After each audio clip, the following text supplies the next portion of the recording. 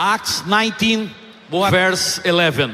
Buhat 19, versikulo 11. The Bible says, Lakingon ng Biblia, now karon God worked unusual miracles ang Dios nagahimo og talagsaon nga milagro by the hands of Paul. pinaagi sa mga kamot ni San Pablo. Now God worked Nianang panahona ang Dios nagatrabaho. unusual miracles, Naghimo siya dili talagsaon nga milagro. something big, Usa ka butang nga dako kayo by the hands of Paul. pinaagi sa kamot ni San Pablo. You know, the hands were Paul's, Ang kamot nga gigamit iya ni Pablo. but the miracles and the power were of God. Apan ang milagro ug ang gahom iyaha sa Dios. Paul just made his hands available to the Lord. Ang gihimo ni San Pablo nga iya lang gitugyan ang iyang mga kamot nga kanunay andam alang sa Dios. Paul was the one who could be seen, Si San Pablo maong usa nga ilang nakita. but it was God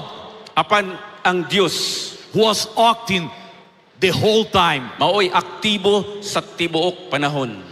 It's just to remind each of us Kini nagpahinomdom lang sa matag usa kanato that we can do great things nga pwede ta muhimo og dagko nga mga butang. using our hands, Gamiton ang ato mga kamot. using our strategies, Gamiton ang ato mga plano og through our pamaagi. meetings,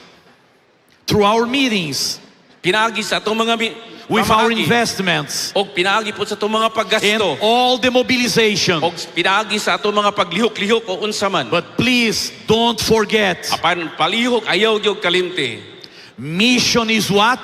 Ang misyon unsa gani? Mission is a miracle. Ang misyon milagro.